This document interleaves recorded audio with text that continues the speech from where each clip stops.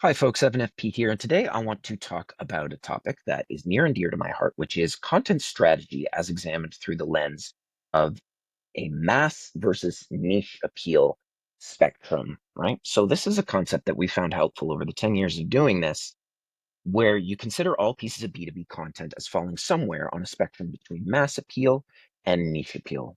And in this talk, I want to go over a little bit about what we mean by that, how the two are different, how they perform as part of an overall growth and marketing operation, why that is, and which you should prioritize and when. Ultimately, with the purpose of getting you to start thinking about any content initiative you take on, be it a whole program design or a single report, beginning with the end in mind. So picking where on that spectrum you want this piece to fall, why, and then making sure that you're employing best practices for developing those types of content pieces. So first thing to understand is this spectrum, right? When we talk about mass appeal versus niche appeal, to get specific, mass appeal is basically anything within B2B content that refers to the largest categories of audience within that industry. Now, we do a lot of work in the mobile app category, so that's actually a super helpful example because there exists taxonomies that subdivide mobile apps into different categories, which are helpful both for users but also for publishers in identifying where they fall, right? So at the highest level, we've got mobile apps. That's any program that runs on your phone. You download it from an app store and it performs a given function, meets a certain market demand. The most useful subdivision of that macro level category that the industry has found is gaming versus non-gaming apps. Both address unique demands of the mobile market, games being for entertainment, joy, edification, non-gaming apps often serving some sort of utility or function within day-to-day life. Those categories, those levels of category, which encompass, everything within that group, are what we would call mass appeal. So any content pieces that you design to speak at that level, we would consider mass appeal content. Below this line in the middle here, however, we have what we would call niche appeal content. And this is when you start getting into those categories that the app stores themselves have defined as a way of helping folks navigate it. And that's within, gaming apps, stuff like arcade games or strategy games or role-playing games or simulation games, right? These are specific flavors of product that tell you what you can expect, but also start to deal with category specific nuance and dynamics that are unique to that specific part of the market, right? There are parts of how people interact, how the market behaves that occur within those categories that do not occur within other parts of the market, right? Within non-gaming apps, you can think of it as, finance apps, travel apps, utility apps, productivity apps. Below that, even, you have what we might call hyper niche categories. And these are subdivisions that aren't always apparent to users or publishers or the general public, right? You often have to have some level of industry experience in order to recognize and understand what is meant when we talk about these categories. On the gaming side, we would look at something like hyper casual being a hyper niche category, right? You can't go in the App Store and search for hyper casual games. There's no official category for it. There's no hybrid casual games, right? Those are subdivisions of invisible subdivisions of a specific game category, right? In RPGs, you might think of it as, the division between an American RPG and a JRPG, right? In puzzle games, you might think of it as the division between a match three versus a hidden object game, for example. Things that you need to get your hands dirty in order to sort of understand. So let's take a little bit more specific look at what we mean by that when we talk about content for mass appeal versus niche appeal. On the mass appeal side of content, we have pieces that are designed to deal with broad themes. For example, the 2025 State of Mobile Report, as created by Sensor Tower, is an annual report that company releases that deals with big market scale trends, right? How is AI affecting mobile? Where's the best path for growth? Which of these, categories or ad formats is performing well, right? They focus when they do deal with brand names on household names, Facebook, Google, TikTok, big recognizable, everyday names that are going to be known and understood by the broadest possible readership, right? And these types of pieces are often optimized, rightfully so, for accessibility, meaning that they're not necessarily gated. They could appear on high polished web pages. They could be, massive, encyclopedic reports, 40 pages, high polished, glossy, massive data sets, tons of work to get these developed, right? Um, this particular piece, right, is emblematic of that, and not just the amount of work that into it, but the amount of coverage it got. This page has been backlinked to by 350 referring domains. A result of their release can be an increase in branded search traffic or an uptick in social engagement. A lot of sort of macro scale success measurements there. You'll get coverage for these, or you'll see coverage for these from outlets like TechCrunch, or VentureBeat are the big ones, right, with high readerships. They are characterized by this broad appeal and allow for the capture of a large volume of mind share, albeit, and I don't mean this in a pejorative sense, a relatively shallow mind share capture, right? So you're getting a little bit of a lot of people's time and attention.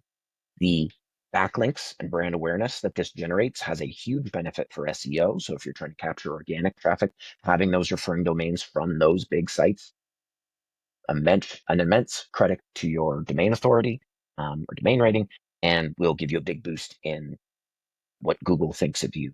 And it can drive a high quantity of leads, right? Large number of folks. There are a couple drawbacks to these types of content. One is that they have a high cost of execution.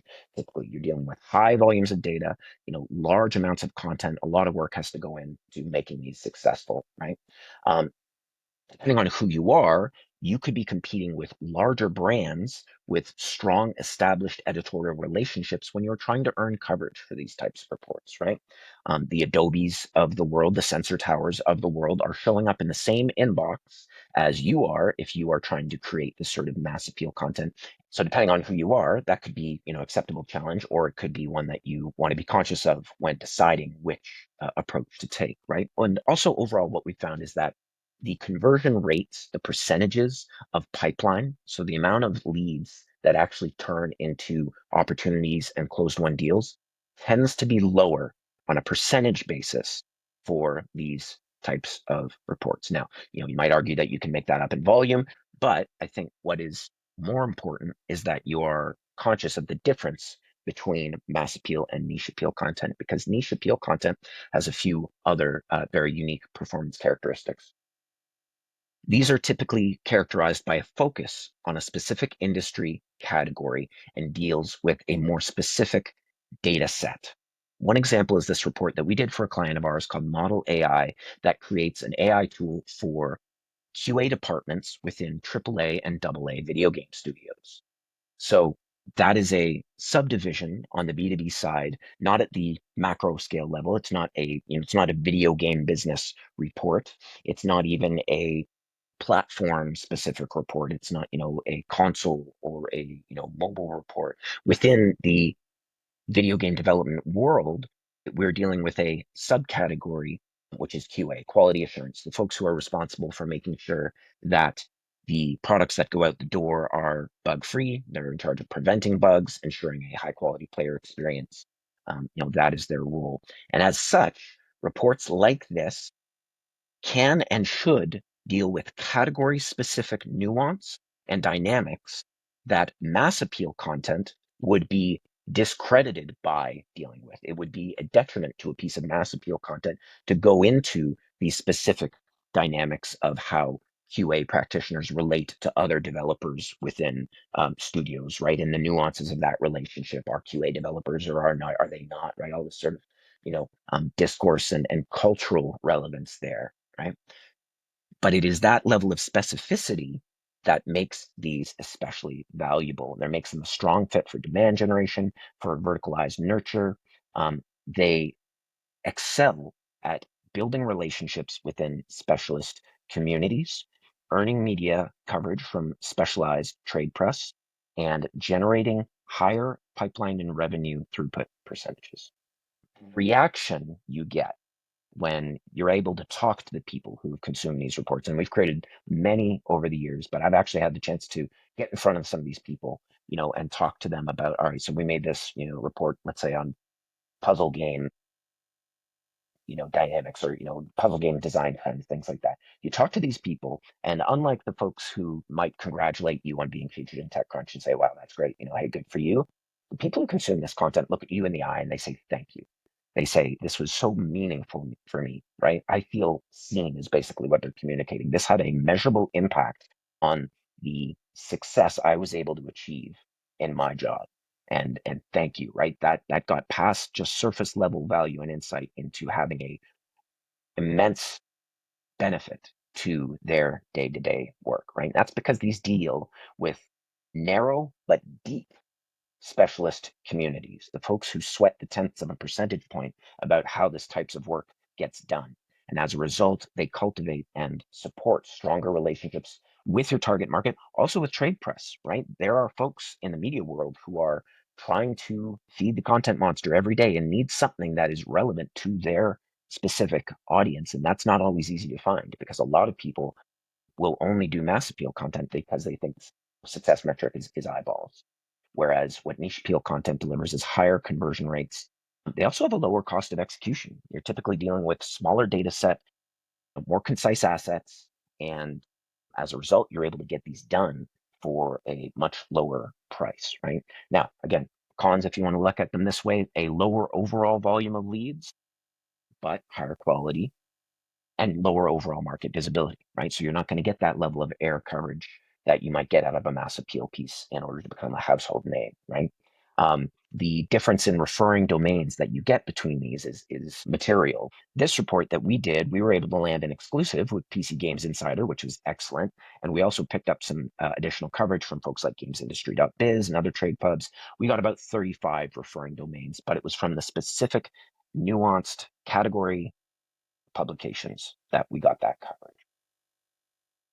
So which is right for you? Which do you choose? The answer ultimately is both, right? That's, the lazy but true answer, because they both serve discrete purposes.